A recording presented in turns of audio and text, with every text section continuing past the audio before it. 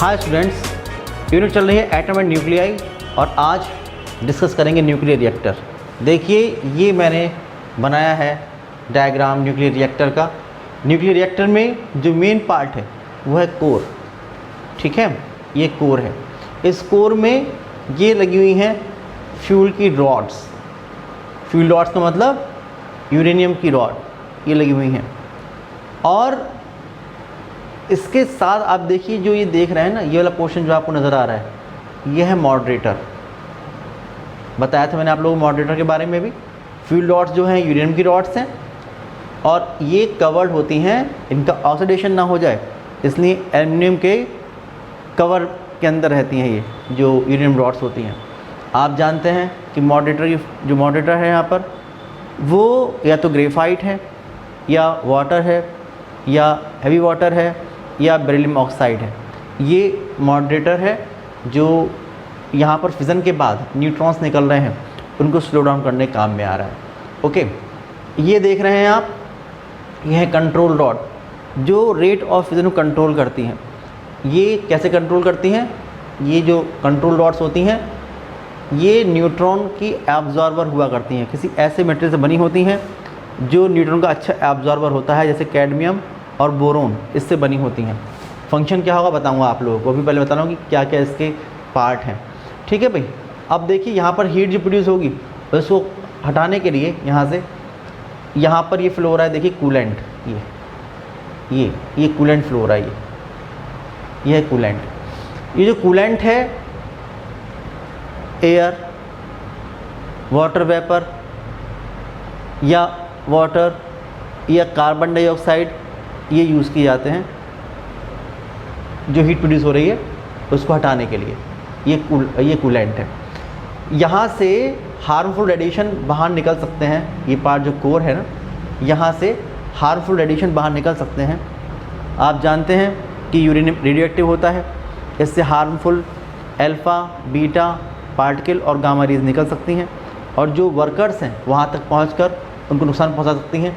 इसलिए यहाँ पर ये आप देख रहे हैं ये एक कंक्रीट शील्ड लगी हुई है, सेफ्टी शील्ड लगी हुई है और ये 7 फुट मोटी कंक्रीट शील्ड लगी होती है जिससे कि यहाँ पर जो वर्कर्स वर्क कर रहे हैं इस पर उन तक ये हार्मफुल रेडिएशन नहीं पहुँच पाए। यहाँ पर ये लगा है हीट एक्सचेंजर, हीट को एक्सचेंज करने के लिए यहाँ पर टरबाइन लगी हुई है, इसको घुमाएंगे तो इलेक्ट्रिसिटी प्रोड्यूस होगी। यहाँ पर कंडेंसर लगा हुआ है स्टीम कंडेंस करने के लिए। यहाँ पर टरबाइन से कनेक्टेड एक कॉइल है जो घूमेगी एक मैग्नेटिक फील्ड में। और आप पढ़ चुके हैं एसी जनरेटर में यही प्रिंसिपल होता है कि जब भी किसी मैग्नेटिक फील्ड में कोई कॉइल घूमती है तो वहाँ पर एक इंड्यूस्ड ईएमएफ प्रोड्यूस हो जाया करता है और इंड्यूस करंट फ्लो होने लगती है। ये आप लोग पढ़ चुके हैं सब बातें। ठीक है, तो मैं इसके एक पार्ट बता रहा हूँ फिर वर्क में बताऊँगा आप लोगों को, तो आप पार्ट समझते जाइए। जैसे पहला जो पार्ट है वो फर्स्ट पार्ट है फ्यूल। फ्यूल के बारे में आप जानते हैं कि यूरेनियम 235 या प्लूटोनियम 239 ये यूज़ किए जाते हैं। ये अच्छे फिजिबल सब्सटेंसेस हैं। यूरेनियम की रॉड्स का ऑक्सीडेशन ना हो इसलिए इन पर एल्युमिनियम कवर चढ़े रहते हैं, ये होता है। दूसरी बात देखिए, ये मॉडरेटर, ये तो ब्लॉक बने हुए मॉडरेटर की यहाँ पर फील्ड है, ये होता है मॉडरेटर।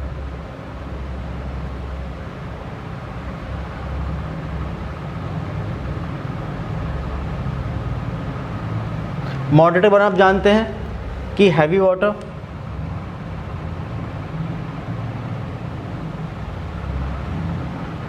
ग्रेफाइट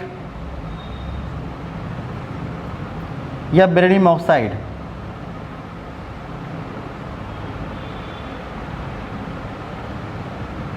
ये आप यूज़ करते हैं मॉडरेटर के लिए। और उसके बाद देखिए फिर आती है कंट्रोल रॉड्स। मैंने बताया कंट्रोल रॉड जो होती हैं वो न्यूट्रॉन की अच्छी एब्जॉर्बर होती हैं। तो जो कंट्रोल रॉड्स होती हैं, कंट्रोल रॉड्स ये ऐसी रॉड्स होती हैं जो कैडमियम या बोरोन की बनी होती हैं।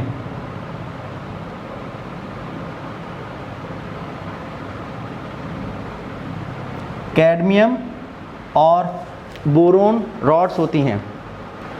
फिर एक बहुत ही इम्पॉर्टेंट पार्ट मैंने बताया था, ये कूलेंट।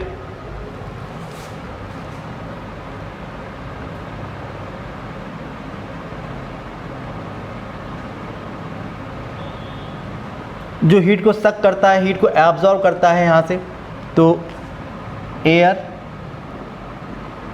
वाटर या CO2 इसको आप फ्लो कराते हैं, जिससे कि जो भी हीट यहाँ पर प्रोड्यूस हो रही है वो यहाँ से ख़त्म हो जाए। इसके लिए हम लोग एयर, वाटर या CO2 का इस्तेमाल करते हैं। नेक्स्ट पार्ट है इसका शील्ड। ये देखिए एक कंक्रीट शील्ड लगी हुई है ये कोर के चारों तरफ। शील्ड तो एक कंक्रीट वॉल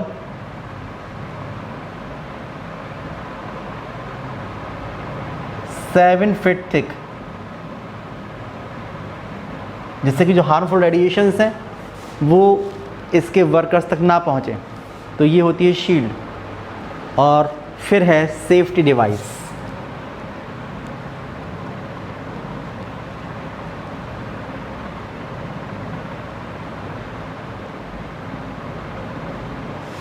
कुछ शट ऑफ रॉड्स होती हैं,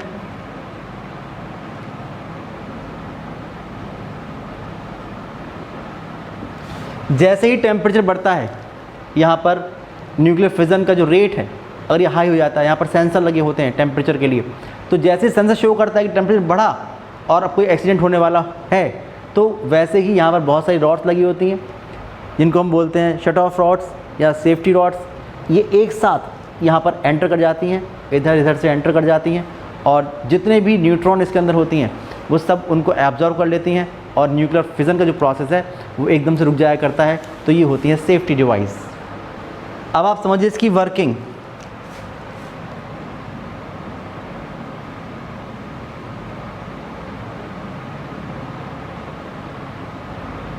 वर्किंग समझिए, देखिए ऐसा होता है कि जो न्यूक्लियर फिजन का कंट्रोल चेन रिएक्शन स्टार्ट कराना है हम लोगों को, आप समझ लीजिए कि ये self sustain control chain reaction पर बेस्ड है। अपने आप कंट्रोल चेन रिएक्शन होगा, सेंसर लगे होते हैं, उस पर बेस्ड होता है पूरी तरह से ये न्यूक्लियर रिएक्टर। ये शुरू में कंट्रोल रॉड्स बिल्कुल अंदर होती हैं, इस तरह से अंदर होती हैं। जितने भी न्यूट्रॉन यहाँ पर थर्मल न्यूट्रॉन्स हैं वो एब्जॉर्ब हो जाते हैं इससे। जब आपको स्टार्ट करना होता है प्रोसेस, तो आप इसको रॉड्स को, कंट्रोल रॉड्स को ऊपर हटाते हैं, ये ऊपर हटाते हैं। जब आप इनको ऊपर हटाएंगे, यहाँ पर स्लो थर्मल न्यूट्रॉन यहाँ पर स्ट्राइक करेगा, न्यूक्लियर फिजन स्टार्ट हो जाएगा। जब न्यूक्लियर फिजन स्टार्ट हो जाएगा, आप जानते हैं कि रिएक्शन पढ़ चुके हैं न्यूक्लियर रिएक्शन, कि बेरियम का न्यूक्लियस, क्रिप्टन का न्यूक्लियस 2 फ्रैगमेंट्स में डिवाइड होगा, और साथ में 3 न्यूट्रॉन मिलेंगे जिनकी स्पीड बहुत ज़्यादा होगी। जब इनकी स्पीड बहुत ज़्यादा होगी, और आप जानते हैं कि 200 मिलियन इलेक्ट्रॉन वोल्ट की एनर्जी यहाँ पर आप लोगों को मिलेगी। जो न्यूट्रॉन मिलेंगे उनकी एनर्जी बहुत ज़्यादा होगी, 2 मिलियन इलेक्ट्रॉन वोल्ट या 2 मेगा इलेक्ट्रॉन वोल्ट एक ही बात है, उस रेंज की एनर्जी होगी। और यहाँ पर ये भरा हुआ आप देख रहे हैं बीच में, जैसे स्टार्ट होगा यहाँ पर चलना है इनका, यहाँ पर भरा हुआ है मॉडरेटर, ये भरा हुआ है मॉडरेटर, ये भरा हुआ है मॉडरेटर। तो यहाँ से मॉडरेटर से ये फास्ट मूविंग न्यूट्रॉन चलना शुरू करेगा। जब फास्ट मूविंग न्यूट्रॉन चलेगा तो इस मॉडरेटर के जो मॉलिक्यूल्स हैं इनसे इसका कोलिजन होगा, यानी इसके न्यूक्लियस से कोलिजन होगा। और जब कोलिजन होगा तो आप जानते हैं कि जो भी ये मॉडरेटर में लिया हुआ है, इसका जो न्यूक्लियस होगा उसका मास न्यूट्रॉन के मास के अप्रॉक्सीमेटली इक्वल होगा। और जब 25 से लेकर 100 कोलिजन तक हो जाएंगे तो जो फास्ट मूविंग न्यूट्रॉन है उसकी स्पीड बहुत ही कम हो जाएगी, और वो थर्मल न्यूट्रॉन में कन्वर्ट हो जाएगा, जिसकी एनर्जी 0.03 इलेक्ट्रॉन वोल्ट या उससे भी कम 0.025 इलेक्ट्रॉन वोल्ट तक हो जाएगी।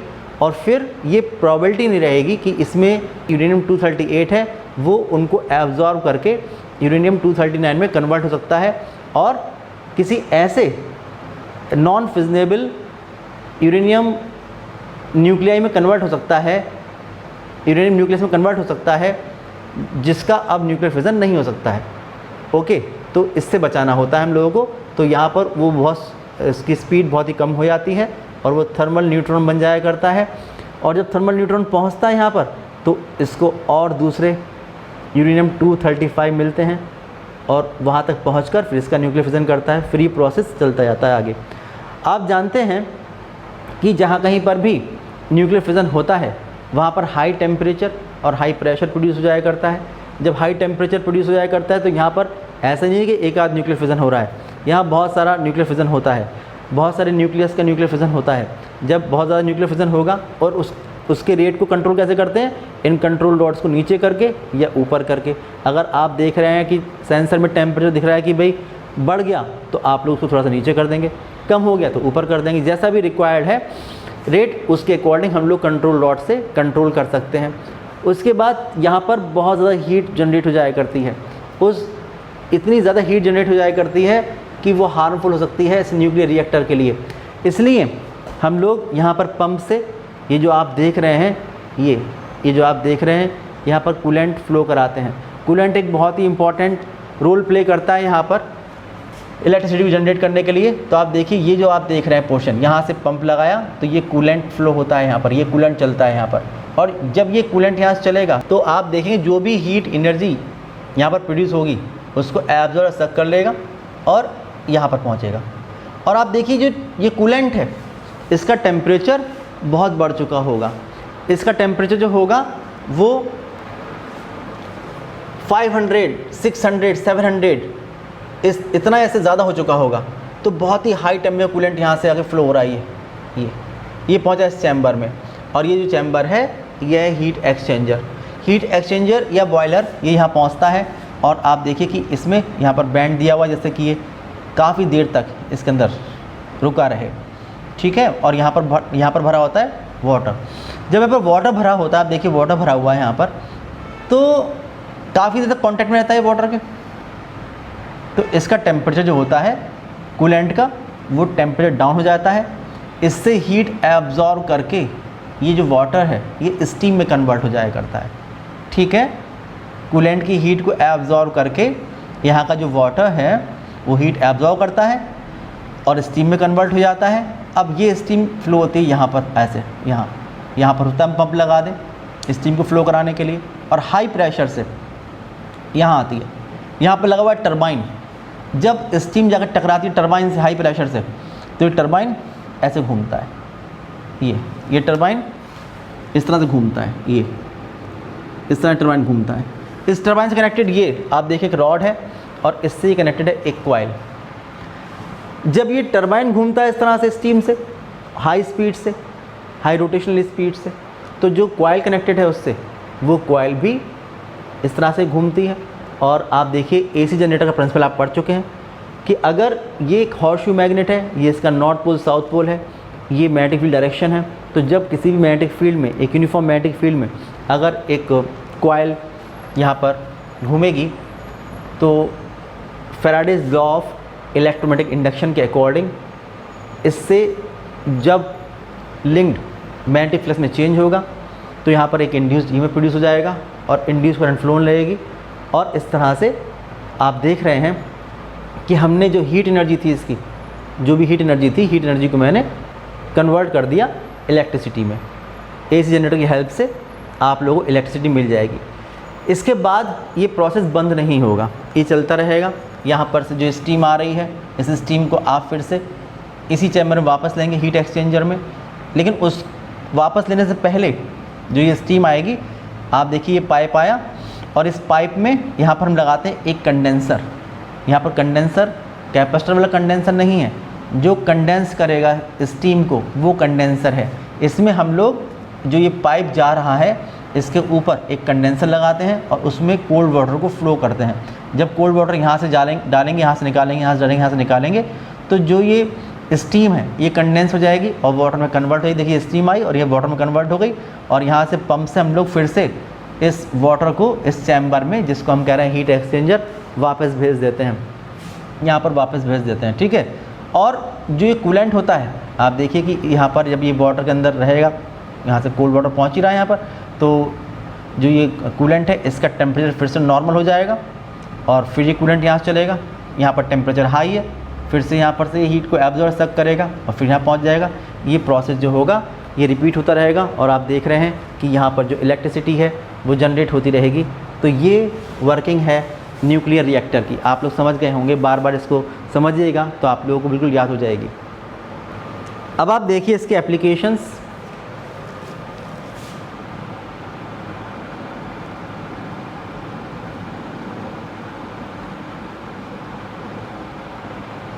फर्स्ट एप्लीकेशन है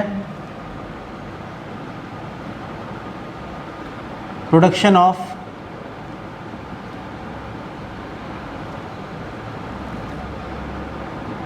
फिजाइल प्लूटोनियम 239 एंड यूरेनियम 233। ये जो फिजाइल वर्ड है इसका मतलब ये हुआ कि आप जो प्लूटोनियम होता है और यूरेनियम 233 होता है, ये फिजनेबल सब्सटेंस है जिनका न्यूक्लियर फिजन हो सकता है। आप जानते हैं कि हमारे पास जो फ्यूल रॉड्स लगी हुई हैं, इन फ्यूल रॉड्स में केवल 0.7% यूरेनियम 235 होता है जो फिजनेबल सब्सटेंस है, हमारे काम का है, और बाकी 99.3% वेस्टेज है, यूरेनियम 233 है। तो जो वेस्टेज बच रहा है उस वेस्टेज से हम लोग फिजनेबल सब्सटेंस प्रोड्यूस कर सकते हैं। कैसे कर सकते हैं आप समझिए। देखिए, पहले हम बात कर रहे हैं प्लूटोनियम के बारे में। जब हम लोग 92 यूरेनियम 238 पर बम्बार्डमेंट करते हैं एक न्यूट्रॉन का 0n1, तो आप लोगों को एक हैवी आइसोटोप मिल जाता है यूरेनियम का 92 यूरेनियम 239 प्लस कुछ एनर्जी ये मिलती है। अब जो यूरेनियम 239 ये मिला है आप लोगों को, ये अपने अंदर से एक बीटा पार्टिकल एमिट करता है, क्योंकि ये बीटा एमिटर होता है। और जब बीटा पार्टिकल एमिट करता है अपने अंदर से तो नेपच्यूनियम बन जाता है। क्या होगा कि 92 यूरेनियम 239 ये अपने अंदर से एक बीटा पार्टिकल को एमिट करेगा, -1 बीटा 0 आप जानते हैं, साथ में एंटी न्यूट्रॉन निकलता है।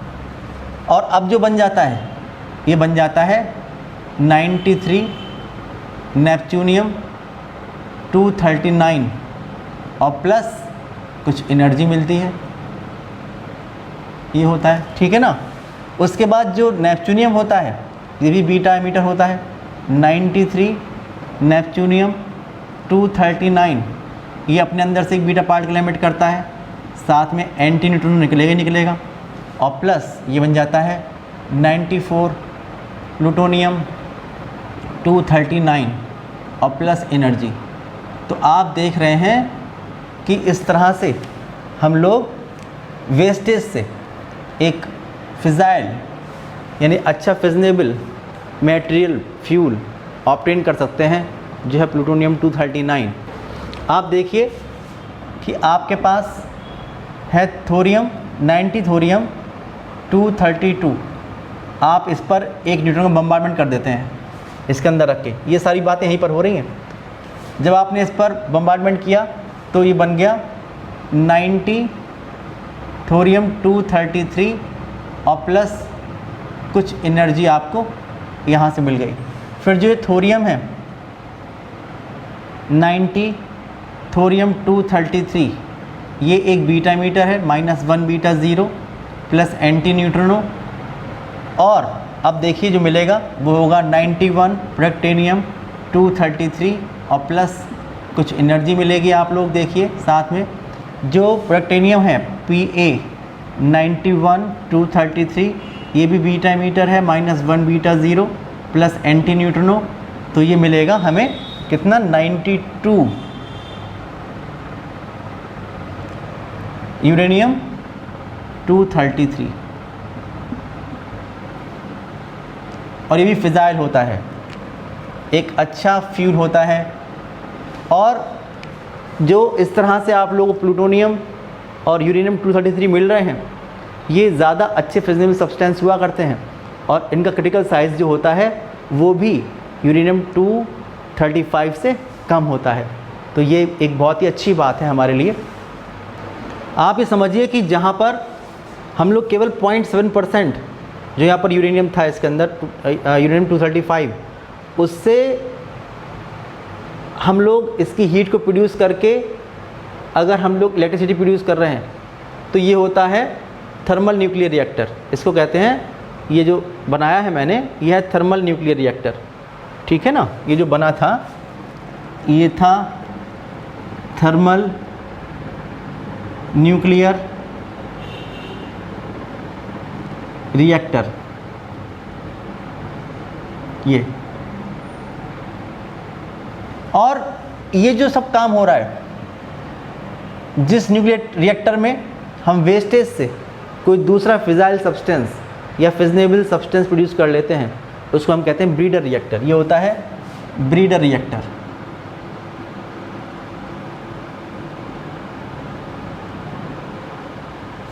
ठीक है, डिफरेंस है ब्रीडर रिएक्टर और थर्मल न्यूक्लियर रिएक्टर में। नेक्स्ट एप्लीकेशन है प्रोडक्शन ऑफ न्यूट्रॉन बीम।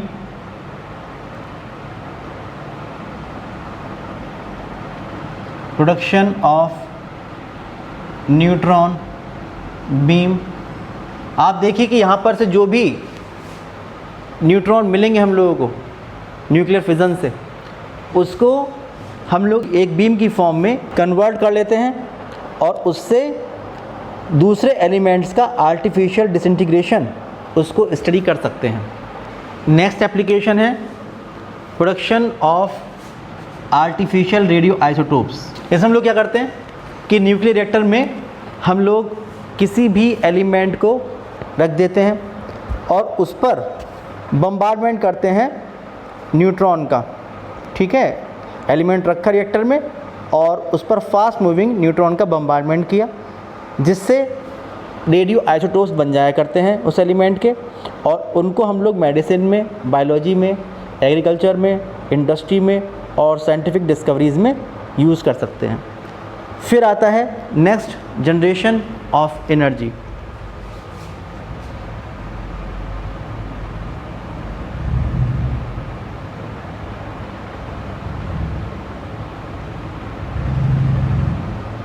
आपने देखा कि यहाँ पर जो भी हीट जनरेट हो रही थी, उस हीट का यूज़ करके हमने टरबाइन को चलाया और इलेक्ट्रिसिटी बना दी।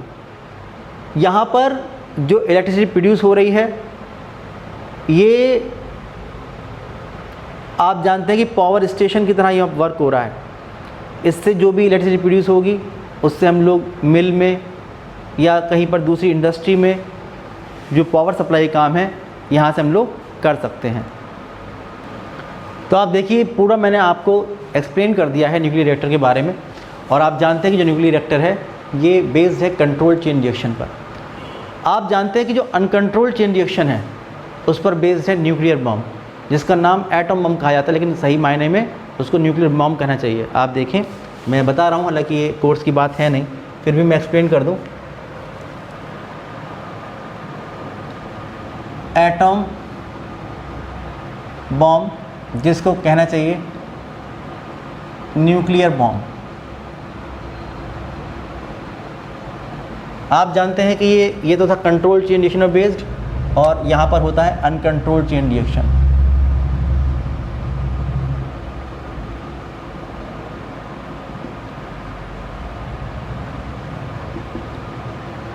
ये होता है अनकंट्रोल्ड चेन रिएक्शन।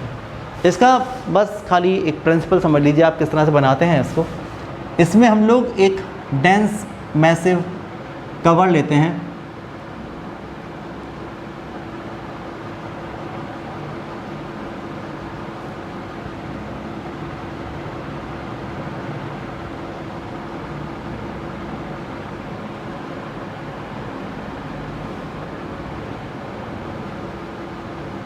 ये डेंस मैसिव कवर लेते हैं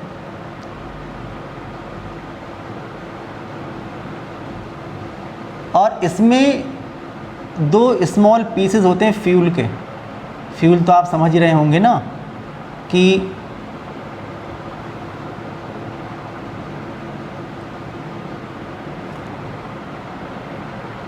एक PCA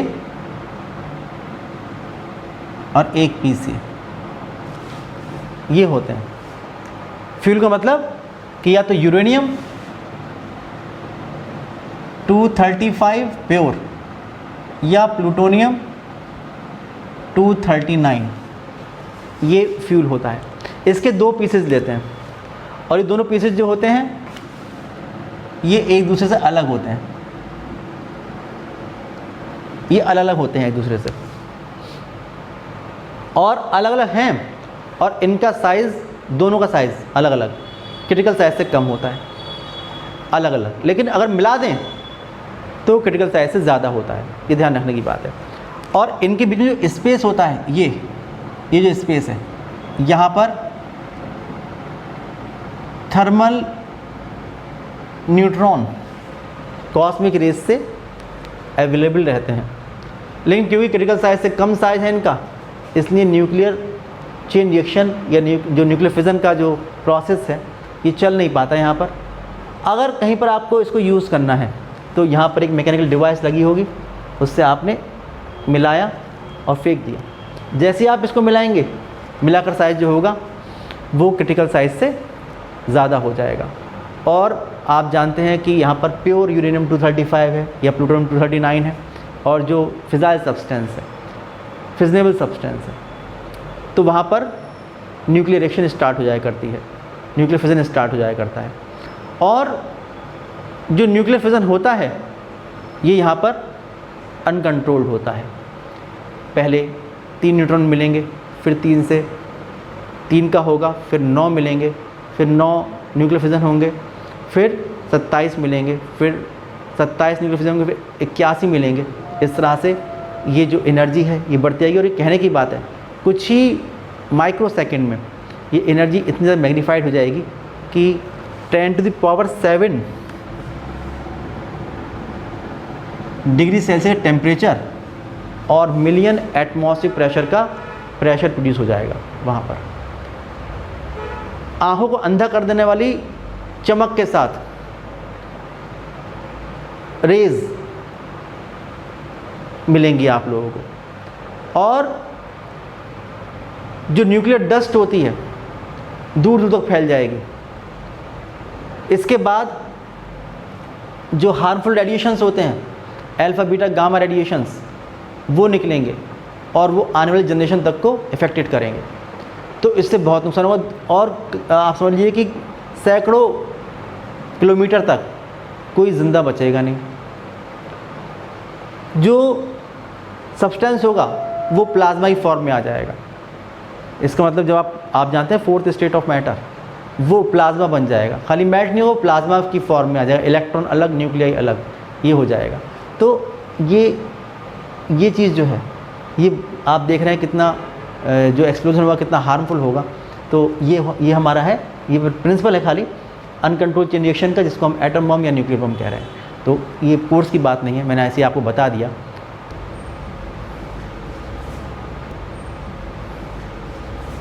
आज के वीडियो में इतने रखते हैं। नेक्स्ट वीडियो में हम लोग बात करेंगे न्यूक्लियर फ्यूज़न की। तब तक के लिए बाय बाय।